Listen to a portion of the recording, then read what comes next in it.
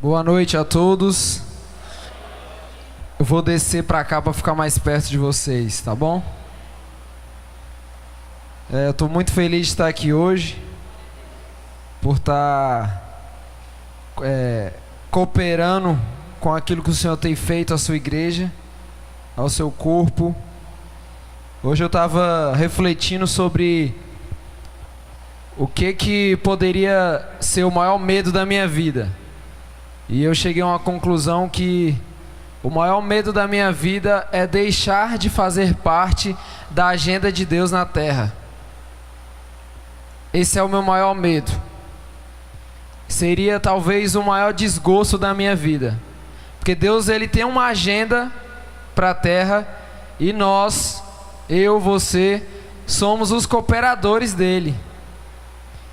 Então, o meu maior medo e talvez a minha maior decepção da vida seria deixar de fazer parte dessa agenda de Deus. E eu quero te desafiar a ter esse medo hoje. Sai daqui com esse medo. Deus, eu não quero deixar de fazer parte da tua agenda. Eu queria que a gente orasse agora. Jesus, muito obrigado, Senhor, por esse dia. Muito obrigado por tudo que o Senhor tem feito nas nossas vidas. Muito obrigado, Deus, porque o Senhor nos ama. Muito obrigado, Deus, porque o Senhor ama a tua igreja, Pai. E a forma que o Senhor demonstrou o seu amor foi dando a sua vida. Deus, e não existe nenhuma ação nossa, Pai, que possa validar essa tua atitude, Jesus. Senão que é somente graça, Pai. Graça que se estende para nós. E nós somos gratos a Ti. Eu te peço, Pai, que nós saiamos daqui hoje com os nossos corações inflamados, Pai. Os nossos corações inflamados para, de fato, sermos os Teus cooperadores, Pai, aqui nessa terra, Jesus. Afasta de nós toda apatia, toda vergonha, toda timidez, toda vontade própria do ego, Pai. Que o Senhor venha aniquilar nessa noite, Pai. E nós queremos te dizer que tudo que nós temos e tudo que nós somos não é nosso, mas é Teu. Receba, Pai, o nosso culto, que é a nossa própria vida, Pai. Em nome de Jesus, Pai. Amém. Eu queria me apresentar antes. Como o pastor já falou, eu me chamo Felipe, mas todos me conhecem como FP. Eu era de uma igreja onde tinha mais ou menos uns 35 Felipes. Então tinha que identificar de maneiras diferentes.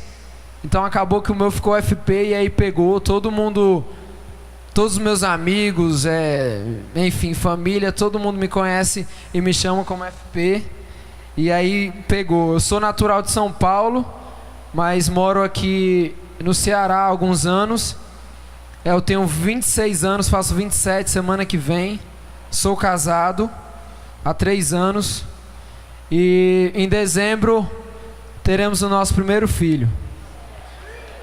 Que também, amém, que também será um cooperador do reino de Deus. E se chamará Tito, parceiro de Paulo em missão. Amém? Nós trabalhamos com missões urbanas em Fortaleza desde 2011. E atualmente eu sou pastor em uma igreja local na cidade. Nós estamos plantando uma nova igreja para a cidade. Não para ser mais uma igreja, mas para ser mais uma com a cidade. A ideia não é ser mais uma igreja para a cidade, mas ser mais uma igreja com a cidade. Eu costumo falar lá que a igreja, ela é serva da cidade. O púlpito, que culturalmente nós achamos que é isso ou aquilo, mas que não é a cidade. Então, eu aprendi a pregar, se é que sei, na rua, em la calle, por aí. Então me perdoe se você ouvir alguma expressão não convencional para essa situação, para o lugar que nós estamos. E hoje nós estamos plantando uma igreja num bairro chamado Conjunto Ceará, em Fortaleza. E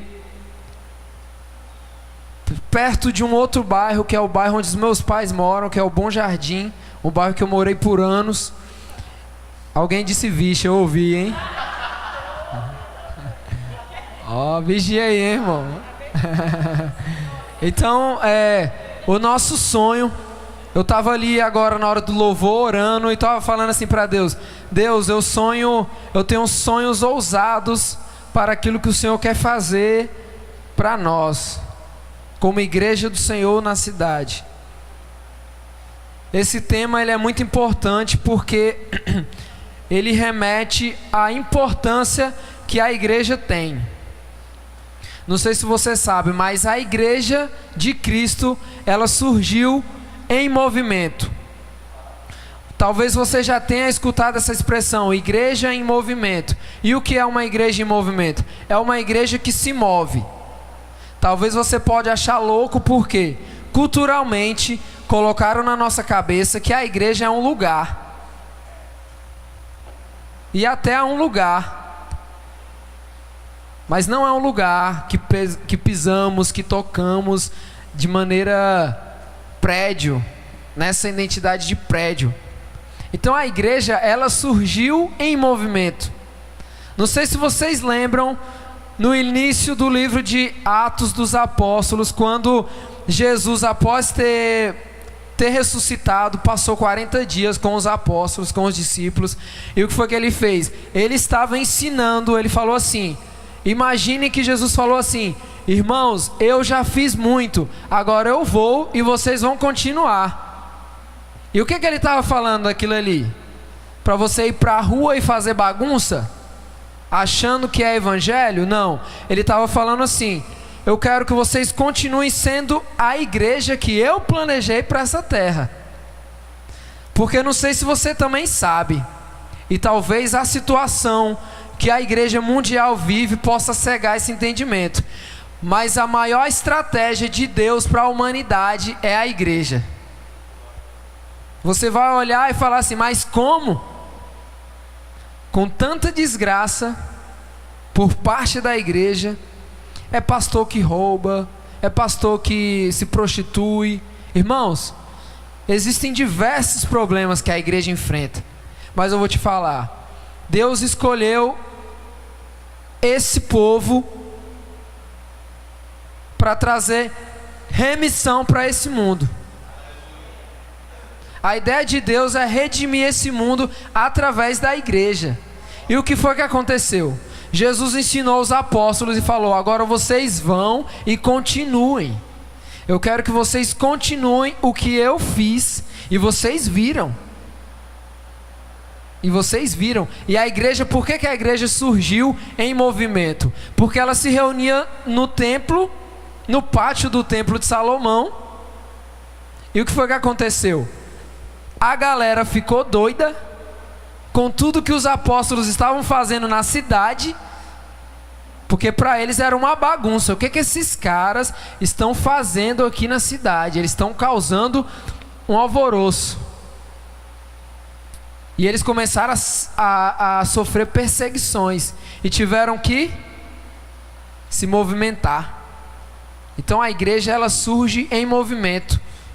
É como Pedro vai pro Aquiraz, aí o outro vai ali pro Itaitinga, e se espalharam. Começaram a se espalhar. Sabe por quê? Porque eles tinham uma missão. 40 dias com Jesus foi o suficiente para entender a missão. 40 dias para você é muito ou é pouco? O que você aprende em 40 dias? Será que em 40 dias você aprende aquilo que pode transformar o mundo? 12 homens começaram uma revolução no mundo. Apenas 12. 12 homens. Por causa que passaram uma vida com Jesus, e em 40 dias num discipulado ali, ó, ferrado, um discipulado todos os dias de vida. Você entende? Então a igreja, ela surgiu em movimento. Por que as igrejas elas acabam? Se é que se pode acabar a igreja, mas a instituição, por que que instituições acabam? 40 dias foi o suficiente. Qual é o nosso nível de entrega e relacionamento com Deus para entender aquilo que Ele quer para nós como igreja do Senhor na terra? Como nós podemos falar de Jesus? O que que nós sabemos de Jesus? Eu estou lendo um livro e ele se chama 9 Marcas de uma Igreja Saudável. E sabe qual é a primeira marca de uma igreja saudável? Uma igreja bíblica. Uma igreja que entende que as Escrituras é a base, é o fundamento para uma vida. E eu vou te dizer uma coisa, isso não é um mito. Hoje nós estávamos rodando pelo bairro e nós nos encontramos com um senhor que se disse ateu.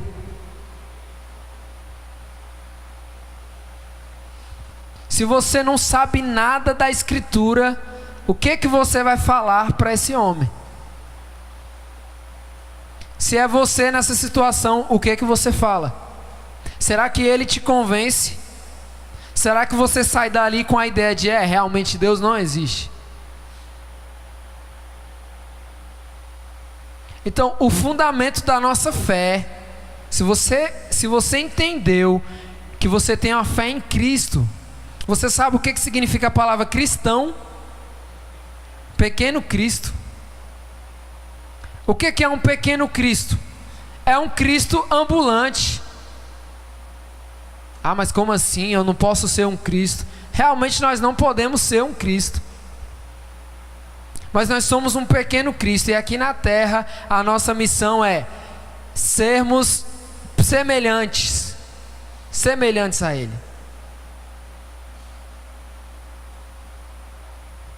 Você sabe o que isso quer dizer? Você sabe o que quer dizer ser um pequeno Cristo andando aqui nessa terra? Eu quero te falar que se algum dia passar por uma situação na sua vida onde alguém vai ceifar um familiar seu, você vai ter que demonstrar que você é um pequeno Cristo. E como você vai fazer isso? Matando ele, praticando a sua justiça própria, porque o que a sociedade quer empurrar goela abaixo para nós é: pague o mal com o mal. É olho por olho, é dente por dente. E Jesus ele falou assim: quando alguém te bater de um lado, oferece o outro. E isso é um choque social extremo. Isso é um choque social extremo.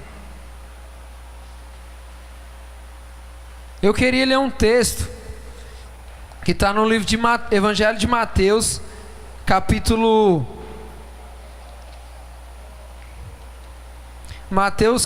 28, versículo 19. Eu quero ler apenas o 19. Você não precisa nem ler, vai ser muito rápido. Você não precisa nem abrir, na verdade. Ide, portanto, fazei discípulos de todas as nações. Eu quero ficar só nisso. Ide, portanto, e fazei discípulos de todas as nações. Nós estamos em um seminário de missões. E a palavra mais conhecida quando se fala de missões é o ide. Ide. Você precisa ir. Você precisa ir, nós precisamos ir, nós precisamos ir. E chegou um tempo da minha vida que eu comecei a pensar: mas o que é ir? O que seria o ide? Sabe por quê? Porque nós focamos na primeira parte do versículo que diz ide, mas esquecemos da segunda parte que é: e façam discípulos. Discípulos de quem? Seu? Meu discípulo?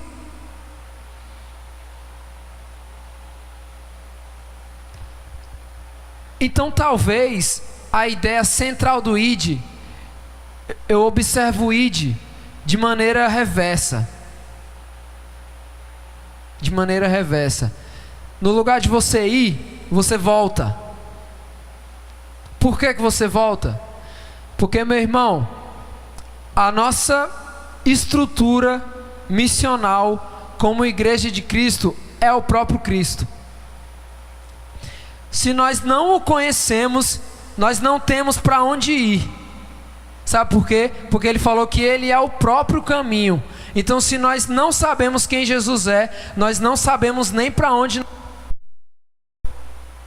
E se nós não sabemos para onde nós vamos, nós não sabemos e não faremos discípulos. Porque se nós não conhecemos Jesus, nós faremos discípulos nossos. E a ideia de Jesus é que nós façamos discípulos dele. E o nosso mal é que nós queremos ir, mas nós não entendemos nem a estrutura básica de um culto. Porque nós achamos que a igreja é aquilo que nós fazemos no domingo, quando na verdade é aquilo que nós praticamos na segunda. O domingo é apenas um lugar, o culto no domingo é apenas um lugar onde nós viemos carregar as nossas armas. Você acha que Deus precisa da sua adoração? Deus precisa da sua adoração? Deus precisa da sua oração? Eu imagino Deus chorando: meu filho, me adore, por favor, eu necessito da sua adoração. Você acha realmente que Deus precisa de tudo isso que nós estamos fazendo aqui? Quando a Bíblia fala lá em Malaquias que nós roubamos a Deus quando nós não entregamos o nosso dinheiro, você acha mesmo que Deus precisa do nosso dinheiro? Que espécie de entendimento nós temos sobre Deus, sobre Jesus, sobre o reino de Deus? Que espécie? Irmãos, eu estava conversando com Dixon?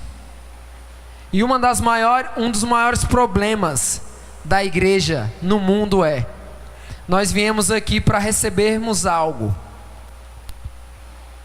Igreja, entenda algo, igreja não é lugar para você receber nada. O que você tinha para receber, você já recebeu. E eu vou te falar, não foi por você, porque o que você merecia Ele não te deu. Você sabe o que significa a palavra misericórdia? O que é a misericórdia? É aquilo que nós merecemos e Deus não nos dá. O que nós merecemos e Deus não nos dá? Morte, ira de Deus. O maior exemplo de todos, inferno. Nós merecíamos o inferno. Todos nós iríamos para o inferno. E aí está a misericórdia de Deus. Ele não nos dá aquilo que nós merecemos. E em contrapartida, o que é a graça? Ele nos dá o que nós não merecemos.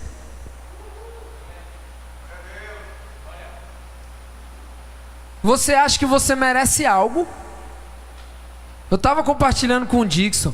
A palavra fala, Paulo fala em Efésios: pela graça vocês são salvos por intermédio da fé.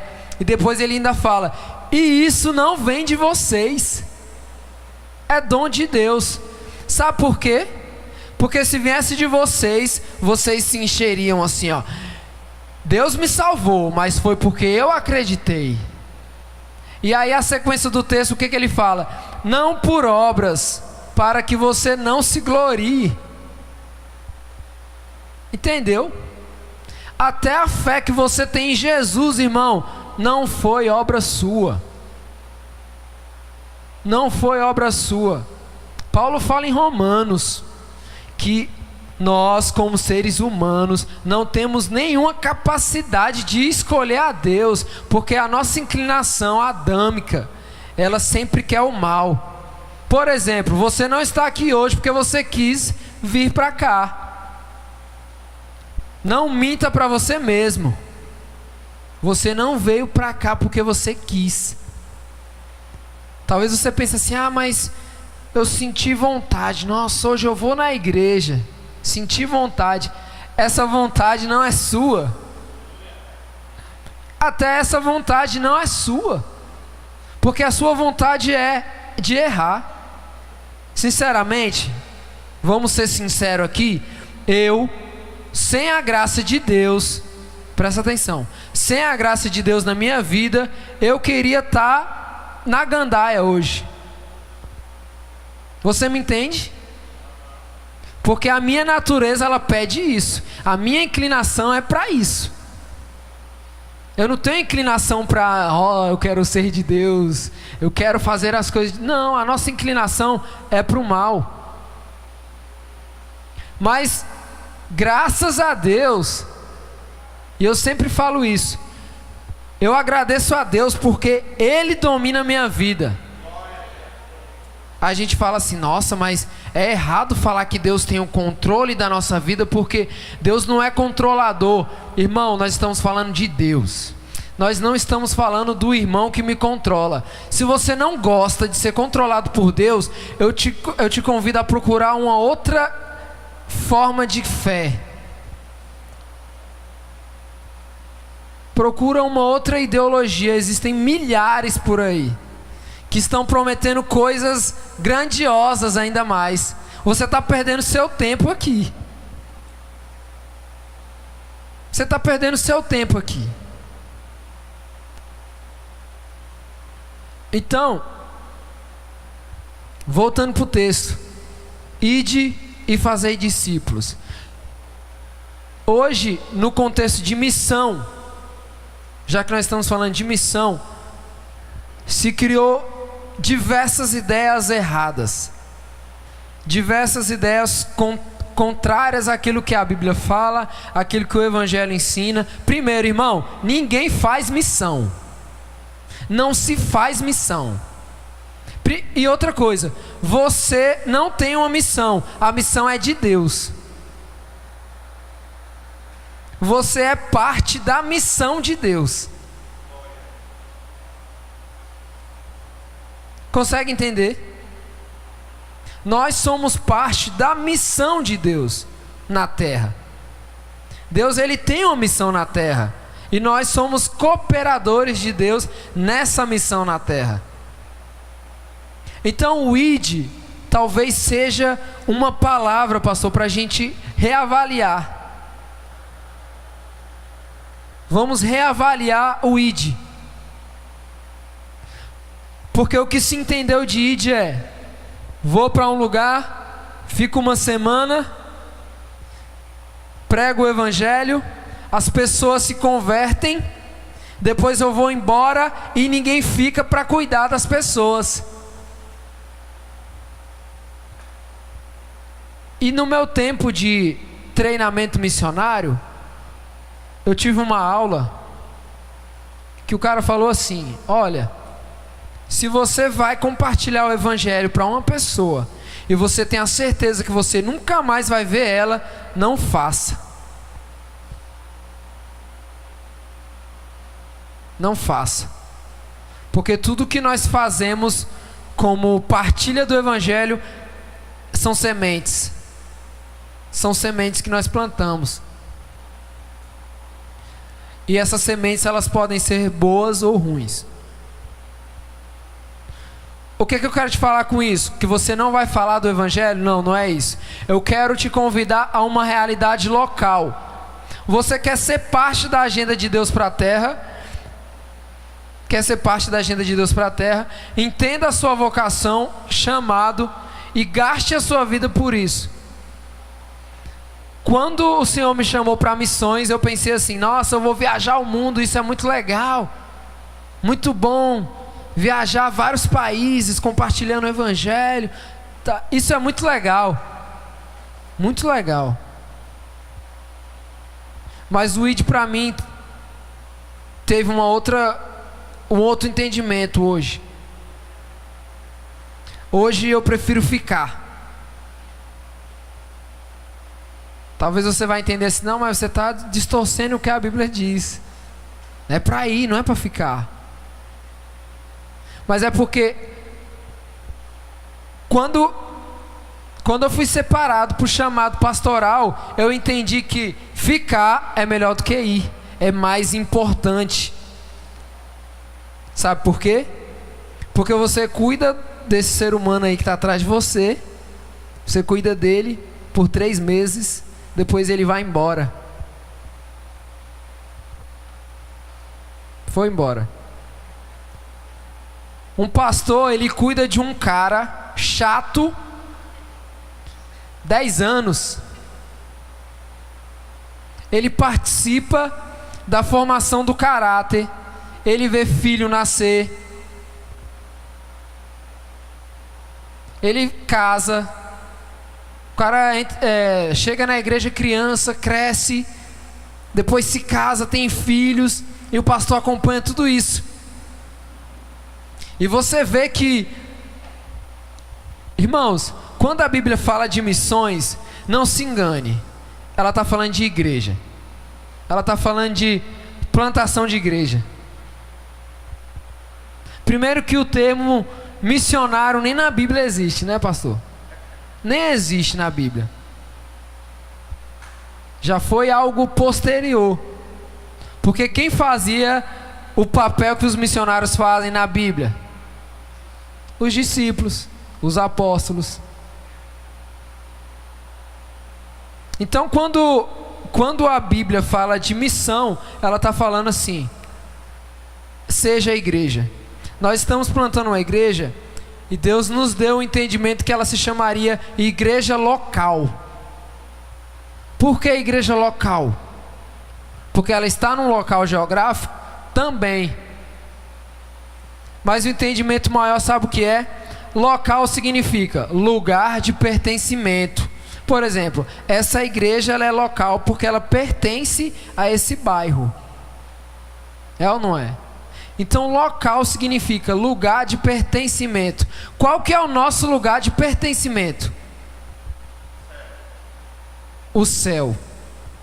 Mais terreno, no plano terreno. O nosso lugar de pertencimento é em Deus. Então se nós entendemos que a igreja não é o templo, e que são as pessoas, e que local é um lugar de pertencimento, e que o nosso lugar de pertencimento é em Deus, o que nós vamos entender com isso?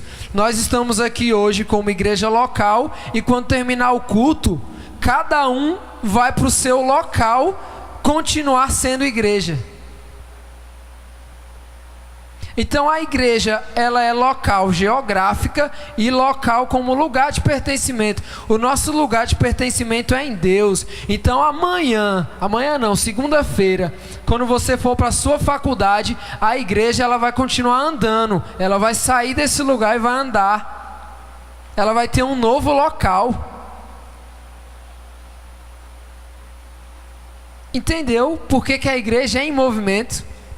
A igreja é em movimento porque quando acaba aqui todo mundo vai embora. Cada um vai se mover onde mora, onde vive, no trabalho, na faculdade. Por isso que a igreja ela é local e é em movimento.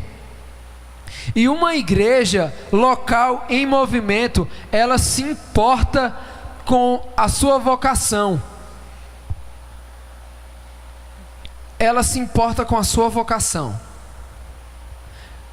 Uma pergunta que eu sempre faço nas igrejas: se essa igreja saísse daqui hoje, os vizinhos sentiriam falta?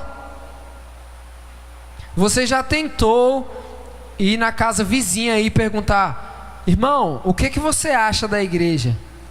Você acha que nós somos barulhentos? Você acha que nós somos religiosos? Você acha que nós somos homofóbicos, preconceituosos? Você já parou para pensar nisso? E uma igreja que não é relevante no lugar onde ela está, ela só está preenchendo um lugar que talvez seria melhor que tivesse uma outra coisa aqui. Se esse lugar não for relevante, é melhor que tenha até um bar aqui, sei lá, uma loja de roupas. Não me entenda mal, mas entenda, a igreja, quando ela perde a sua vocação, ela deixa de acreditar naquilo que Deus deseja para ela, ela perdeu o sentido. Ela perdeu o sentido. O que é que significa a palavra igreja? Chamados para fora. Aí o que nós fazemos ação dentro da igreja para chamar os que estão fora para dentro.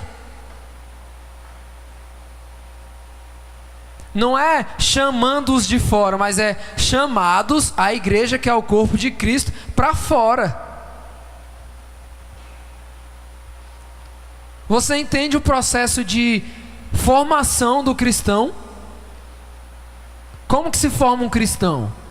O cara é um pecador, como todos os outros. Jesus vem e começa a modificar.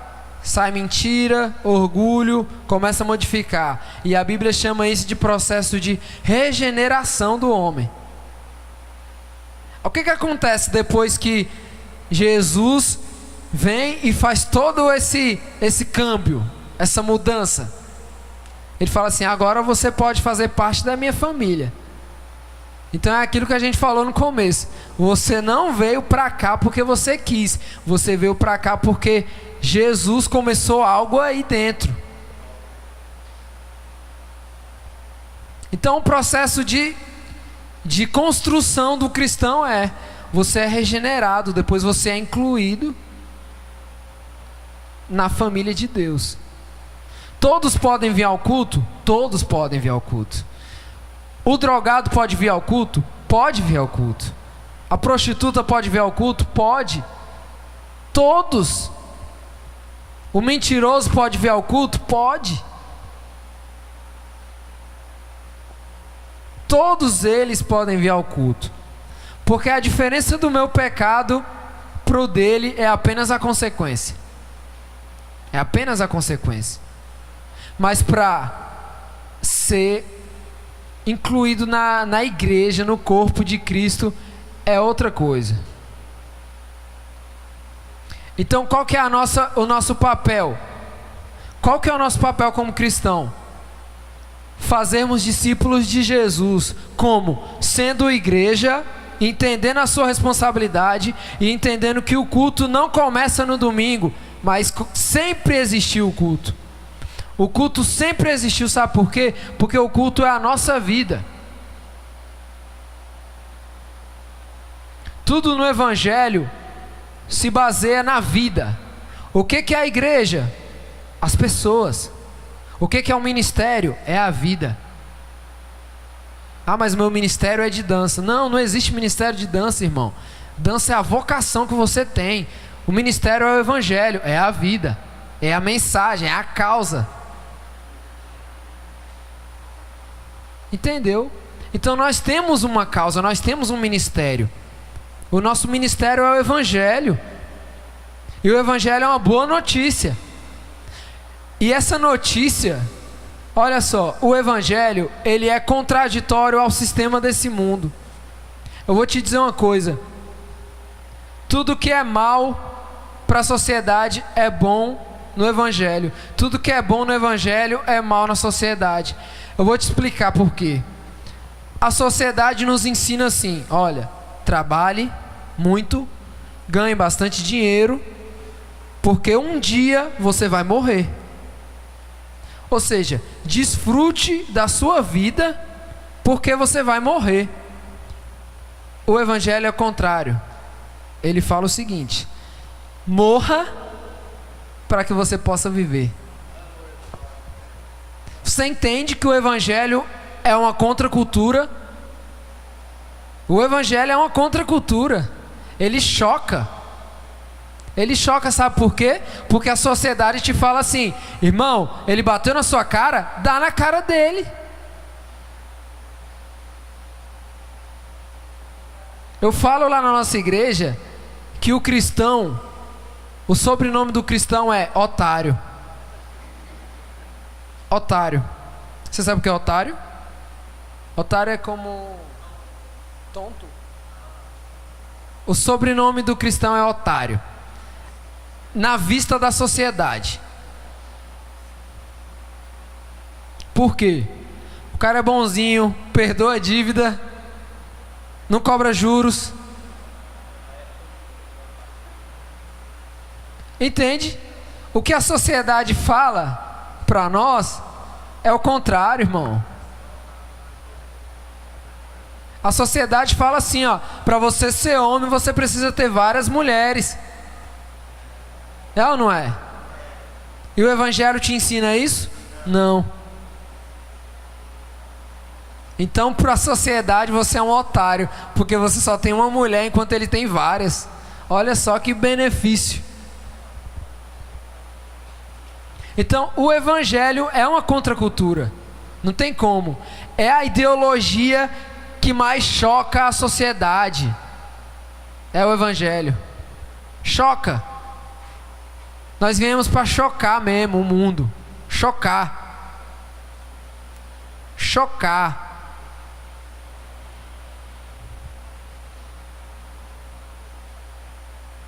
Então, o meu maior objetivo hoje aqui é que você saia daqui entendendo que o culto não acabou.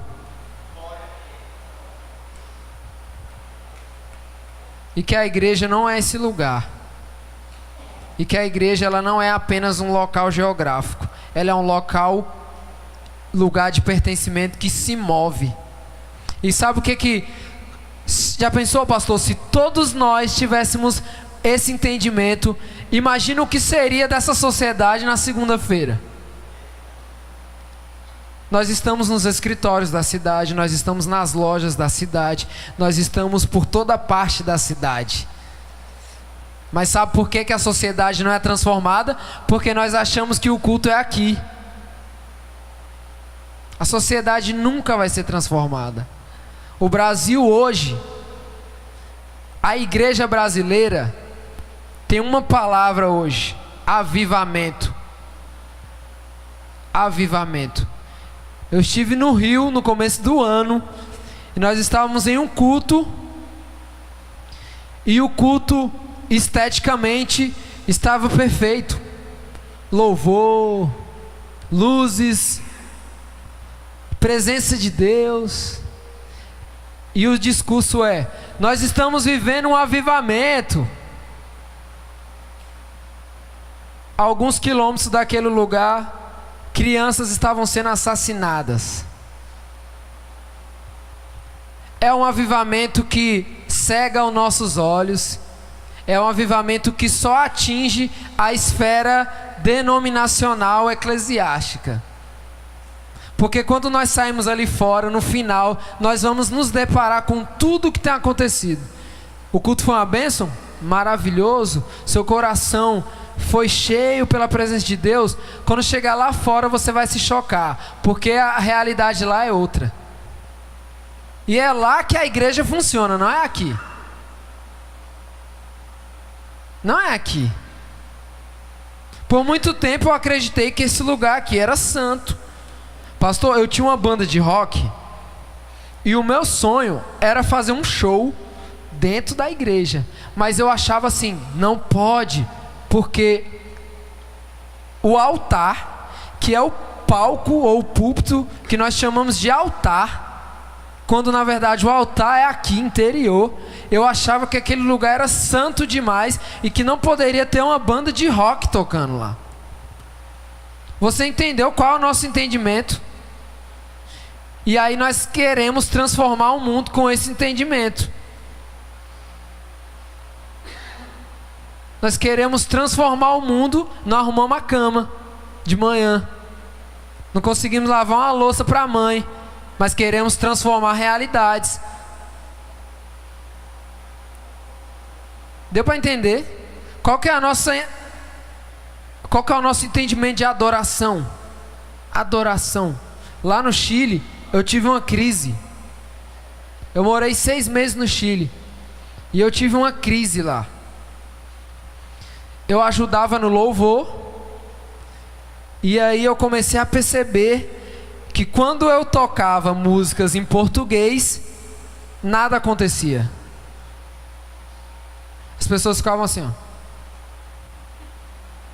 Mas quando eu tocava músicas em espanhol, o ambiente se transformava. Por quê?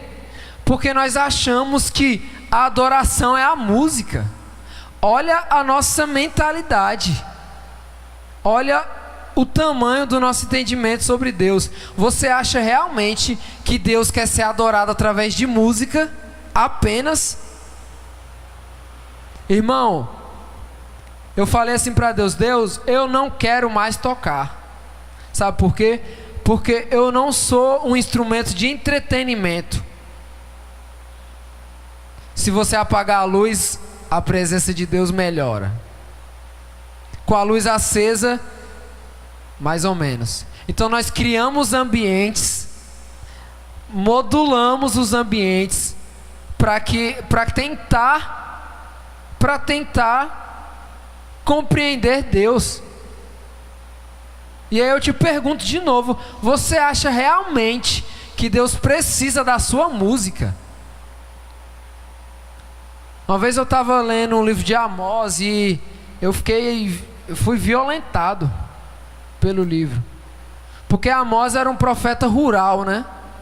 Era um cara bruto, um cara do campo, bruto, um cara raivoso. E sabe o que foi que Deus falou através de Amós para o povo que estava fazendo música para ele? Ele falou assim: gente, eu não preciso da sua música, ela é barulho para mim. Deus falou isso. Sabe por quê? Porque ele disse que a verdadeira adoração era: eu quero que de você fluam rios de justiça. Seja justo, e isso é adoração a Deus. Isso é adoração a Deus. Hoje, para mim, pastor, música é o mínimo dos mínimos da adoração a Deus. É o mínimo dos mínimos. Sabe como é que eu me sinto adorador de verdade? Quando eu lavo uma louça.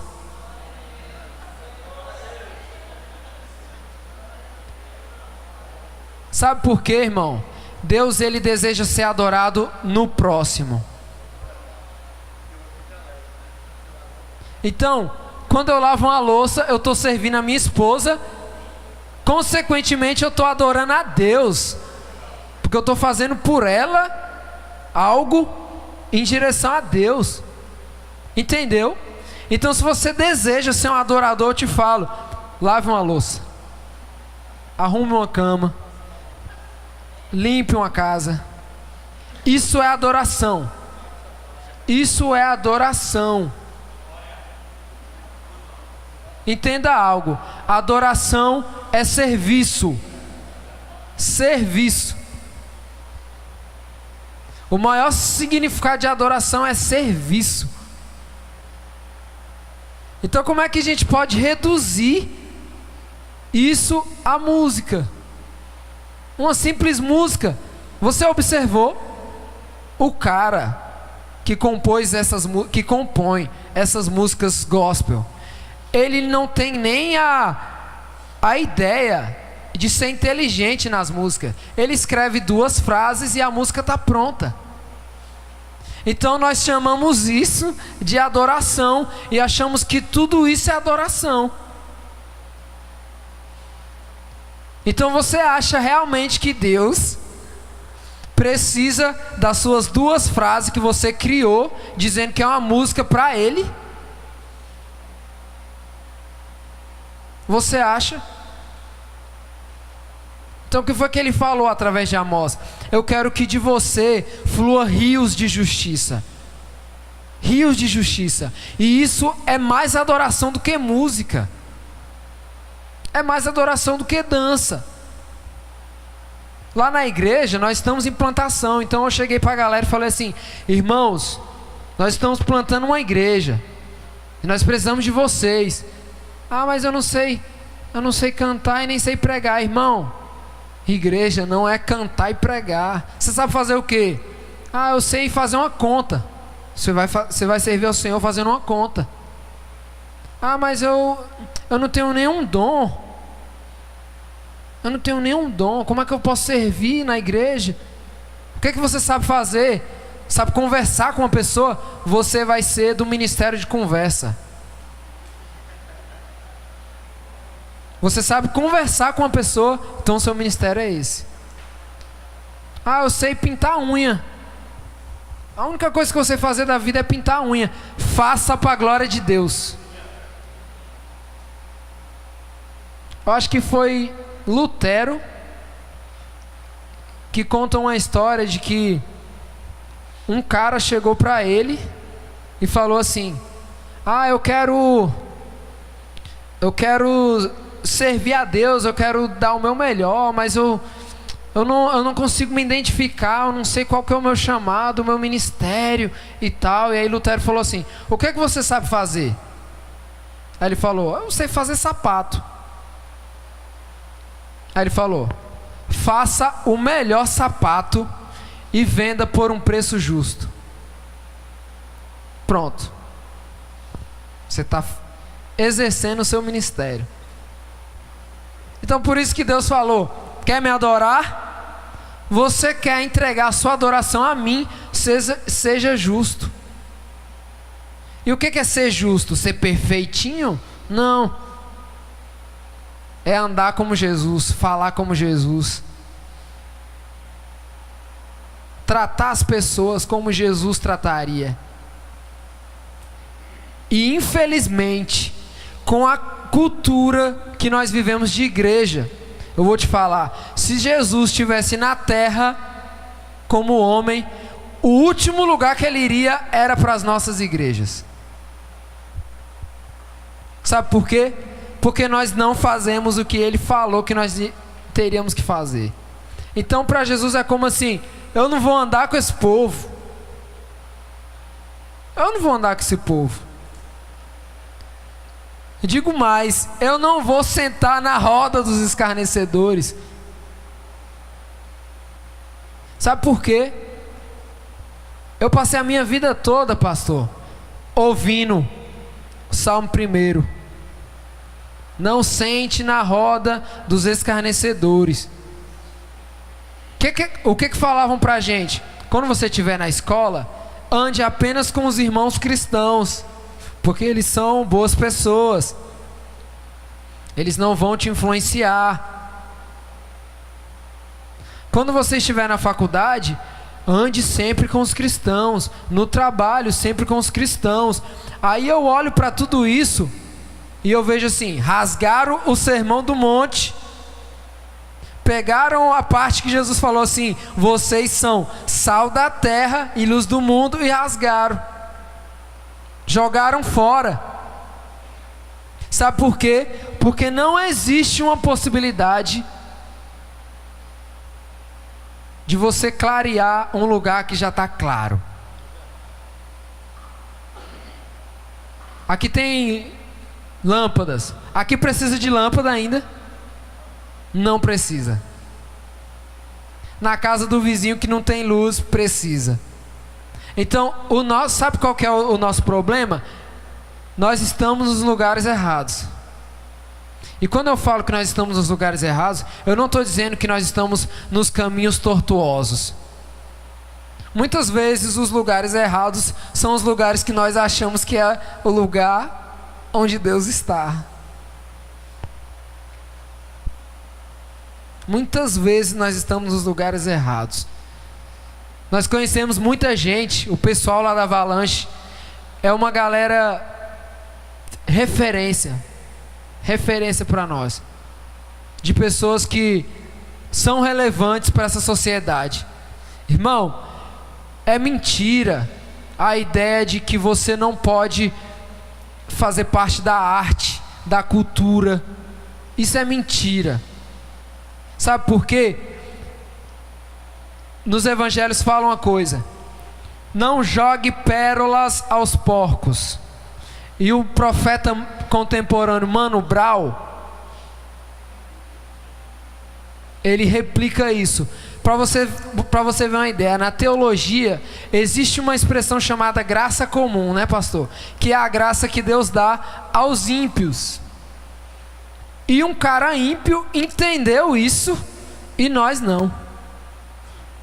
Um ímpio, Mano Brown, vocalista do Racionais MCs, a banda que você vai dizer que é do diabo, ele cantou: não jogue pérolas aos porcos. Isso é bíblico. Ele falou isso. Ou seja, ele entendeu. E como é que nós podemos entender isso na prática? Irmão, tudo é de Deus até que ele diga que não é. Para mim tudo é de Deus até ele falar que não é. Se ele disser que não é, não é. Mas se não, tudo é dele. O que João fala no capítulo 1? Eu acho que em Colossenses ou Tessalonicenses repete: todas as coisas foram feitas por Deus. E tudo que existe, se não fosse por Ele, jamais existiria. Então o que aconteceu? Deus criou todas as coisas boas e nós a destruímos, tornamos más. Fomos nós que as tornamos más. Aí agora o que a gente fala? Tem a música que é de Deus e tem a música que é do diabo. Por quê? Porque nós entregamos o que é de Deus, nós jogamos as pérolas aos porcos. Irmão, o diabo não é dono de nada. Nem a casa dele foi ele que fez. Tá entendendo? Então, qual que é o nosso papel como igreja? Como que nós podemos entender a igreja local, geográfica, que se move na sociedade? Irmão, cada um de nós temos uma vocação. Entenda, vocação não é dom espiritual. Os dons espirituais, eles servem para a igreja, para o corpo. Lá fora você não vai falar em línguas, você vai falar a língua dos homens, porque eles precisam entender o que Deus quer falar. Os dons espirituais são para a igreja. Lá fora nós precisamos exercitar a nossa vocação como cristão. Todos os dias. Não existe férias para o cristão. Não existe folga para o cristão. O cristão, ele é cristão integral. Integral por quê? Porque abandonou o trabalho e vive para a obra? Não, porque ele é cristão em todo o tempo. E esse é o entendimento de missões que eu não entendo. O cara larga o emprego e vai viver exclusivamente para Deus, achando ele. Porque quando você entende a sua vocação, qual é a sua vocação? Eu sou um advogado. Faça isso para Deus, meu irmão. Dê o seu melhor para Deus. E você vai entender que isso é você ser um cristão integral. Ah, eu sou um cristão integral agora. Quando o Senhor me chamou para missões, eu queria abandonar tudo de verdade. Eu sou design gráfico, irmão. E aí o Senhor falou: olha, eu quero que você dedique a sua vida para mim. Aí eu entendi que era para abandonar o design gráfico. E aí eu comecei a pensar: eu tenho uma profissão, posso servir pessoas, posso levantar recurso para que eu possa viver exclusivamente para Deus, mas eu estou jogando fora.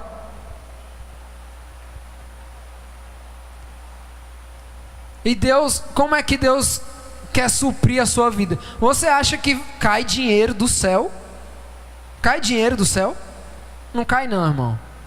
Ah, mas Deus me abençoou. Te abençoou como? Através de alguém, através de algo, através de um salário, através de um emprego.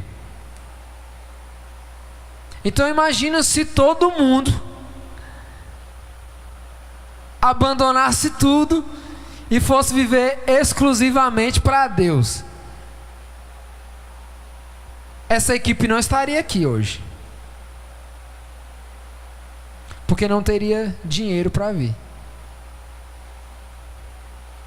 Então é aquela coisa: um trabalha, o outro oferta, o outro ora, o outro vai, e todos fazem a missão de Deus. Talvez você fique pensando, mas eu queria tanto ir para a missão. Você quer ir para a missão? Oferte na vida de um missionário. Você está indo com ele. Mas você acha isso pouco? Não é pouco, porque se você não ofertar, ele não vai. Até vai porque quem manda é Deus, né? Não é o seu dinheiro.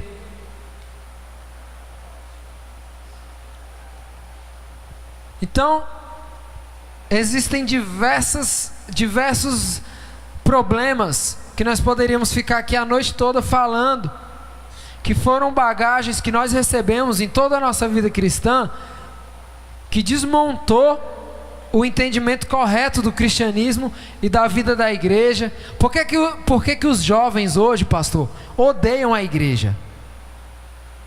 Por que a juventude global odeia a igreja, não quer saber de igreja? Porque a visão que eles têm da igreja é contrária ao que o plano de Deus para a igreja. Esses dias eu até postei, irmão, galera aí do mundo, não acreditem no evangelho televisionado, aquilo não é evangelho. Sabe como é que as pessoas nos olham? Como quem vê o Bispo Macedo. Todo cristão é daquele jeito. Entende? As pessoas, elas têm uma noção do evangelho de acordo com o que elas vêem nas grandes mídias. E eu vou te dizer, irmão, em meio a toda essa bagunça que a igreja mundial vive, eu conheci igrejas no Brasil que tinha R$1 e deu 50 para o irmão vizinho. Você conhece essa igreja? Não. O mundo lá fora conhece essa igreja? Não. Sabe por quê? Porque não está na televisão, não está na mídia. Eu conheço um ministro de louvor que toca com violão com 3 cordas. Você conhece ele? Não. Ele não está no YouTube. Está entendendo? Existem coisas que são feitas em ocultos e são feitas bem feitos.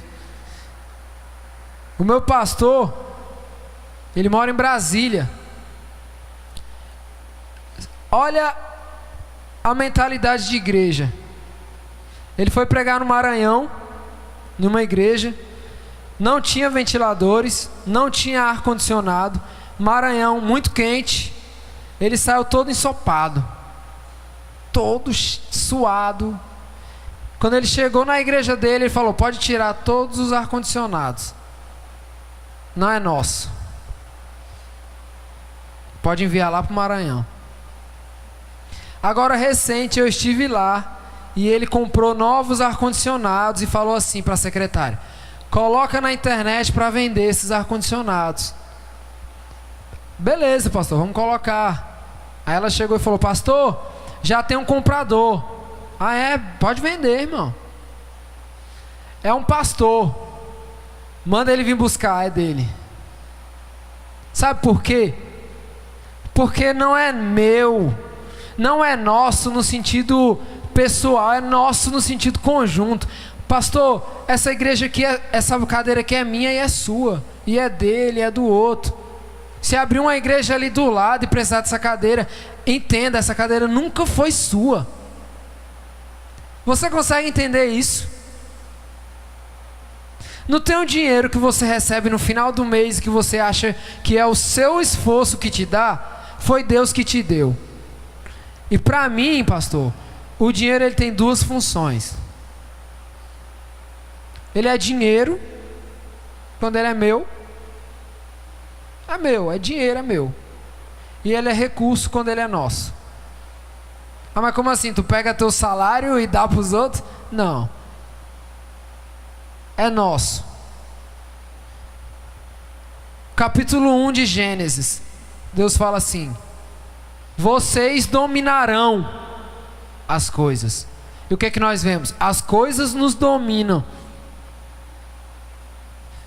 É o entendimento do tipo: eu vou comprar um carro para mim, só que ele não vai ser meu. Mas como assim? Eu vou usar ele, mas ele não é meu. No dia que Deus falar assim, dá, você vai dar, porque ele nunca foi seu. Isso é loucura? Isso é loucura? Esses dias um pastor amigo meu aqui de Fortaleza estava numa reunião de pastores e a igreja está com um projeto missionário. E aí ele reuniu os pastores e falou assim: pastores, nós vamos ter que tirar do nosso bolso, nós não vamos mexer no dinheiro da igreja, nós vamos ter que dar no nosso bolso. O que é que você pode dar? Posso dar tanto. Eu posso dar tanto. E esse pastor amigo meu, ele pensou, o que é que eu posso dar? Eu não tenho nada. Aí ele lembrou, meu carro, vou dar meu carro. Chegou para a esposa dele, falou: amor, vou dar o carro, Deus está mandando dar o carro. Ela: eu já sei, ele já me falou. Ele deu o carro. Irmãos, um carro 2006, pastor. 15 dias, chegou um irmão e falou assim: pastor, comprei um carro para o senhor. Vem pegar. 2016, 10 anos mais novo. Entende, irmão? O que você tem não é seu, se é que você entendeu o Evangelho de Jesus. Se não, tudo é seu mesmo. A sua casa é sua, você recebe quem você quiser. Na verdade, você não vai receber ninguém, porque você não quer receber ninguém. O seu dinheiro, ele é seu, ele não alcança ninguém, ele não abençoa missionário. O seu carro só leva a sua família, mesmo que tenha um adesivo a serviço do Rei Jesus. Mas ele só leva a sua família.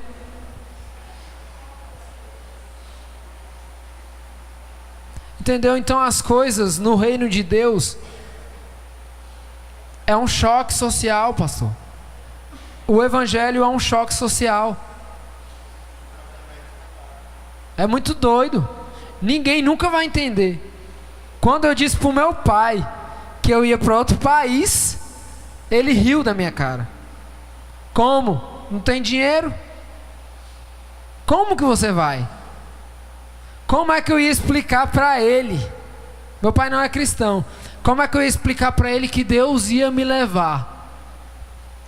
Imagina a cabeça de um cara que não é cristão. Deus vai levar ele.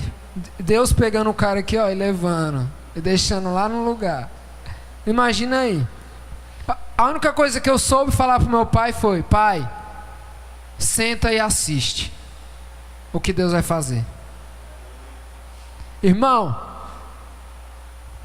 eu saí de Fortaleza com R$700, fui para Belo Horizonte, fiquei um mês em Belo Horizonte, tive que tirar passaporte, que era R$500, meio da minha esposa.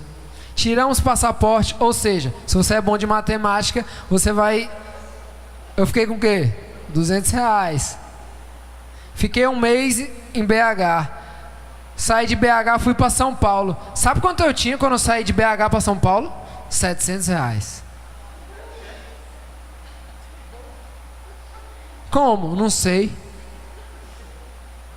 Fiquei um mês em São Paulo, R$700. Tenho que comprar passagem para ir para o Chile. Muito caro de avião, vamos ver de ônibus. Compramos de ônibus. Sabe quanto foi a passagem? R$400. Ou seja, fiquei com quanto? 300. Saí de São Paulo, fui para o Chile. Sabe quanto eu tinha? R$700.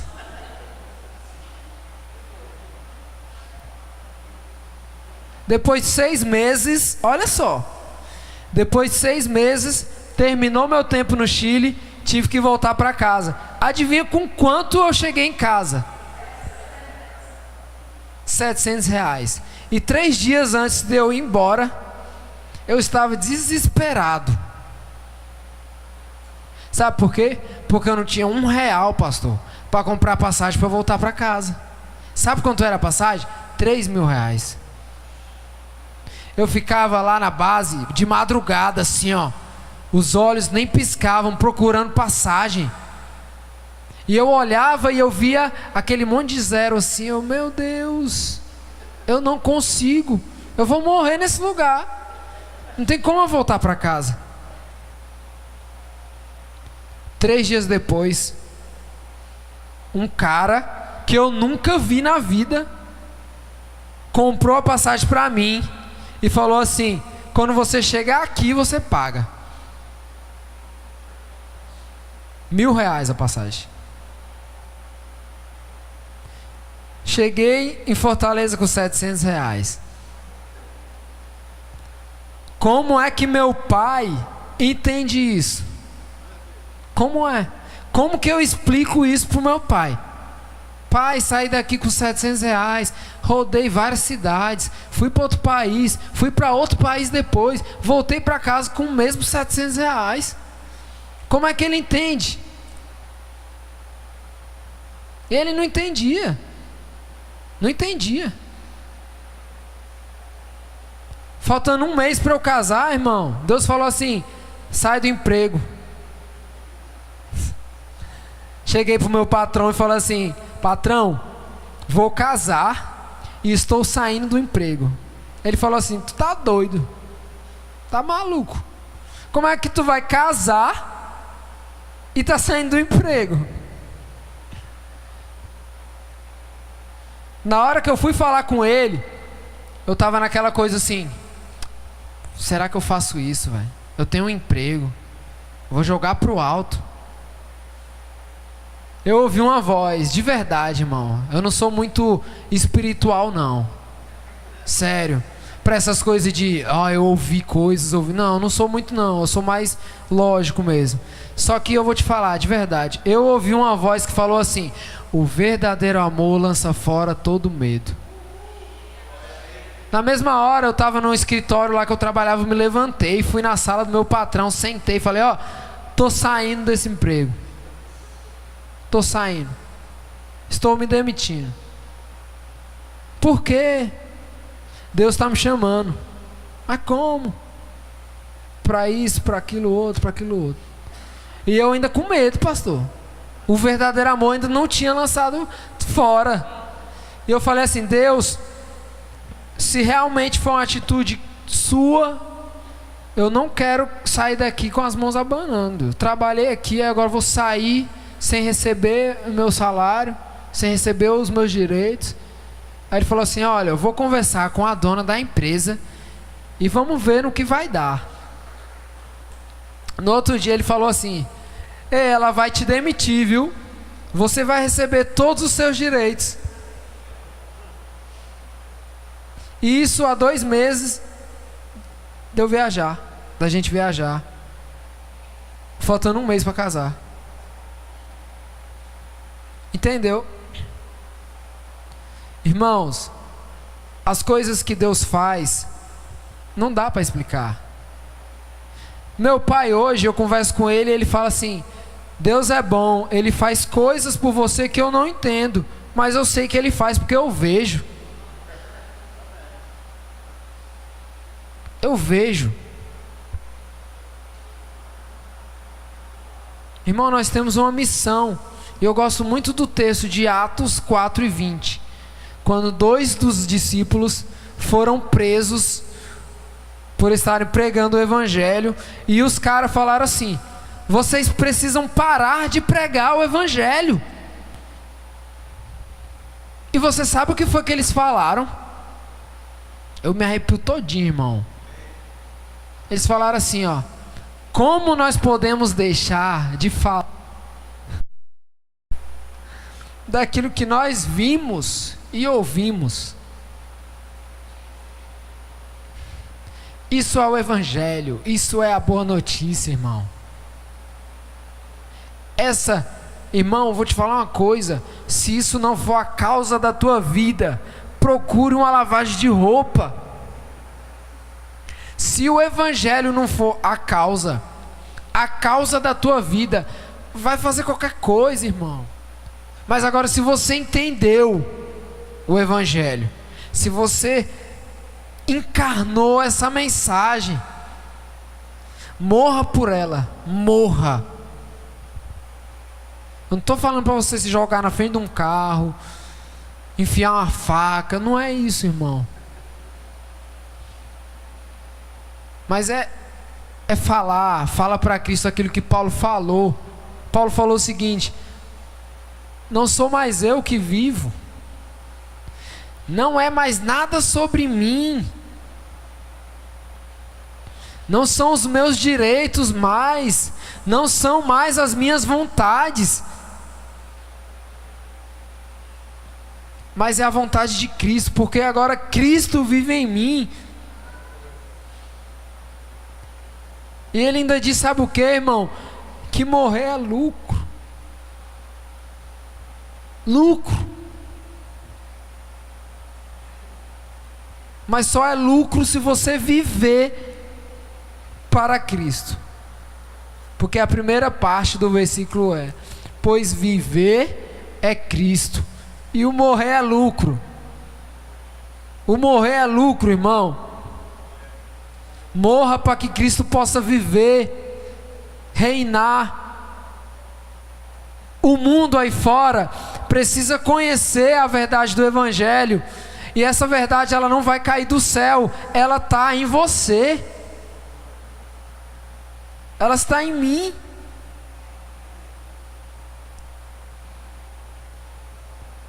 Viva essa mensagem em carne, o Evangelho, a boa notícia. Seja uma boa notícia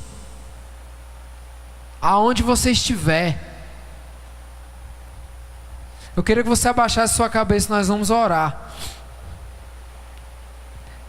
E eu quero que você faça essa oração. Eu não vou guiar a sua oração. Eu quero que você fale para Deus tudo aquilo que Ele já sabe, mas que Ele quer ouvir de você. Seja sincero com Ele. Entenda algo: oração é uma conversa, e ela é uma conversa entre amigos. Você só confidencia as suas coisas aos seus amigos. Então confidencia a Cristo agora todas as suas queixas, tudo aquilo que entristece o seu coração. Faça a sua oração a Deus.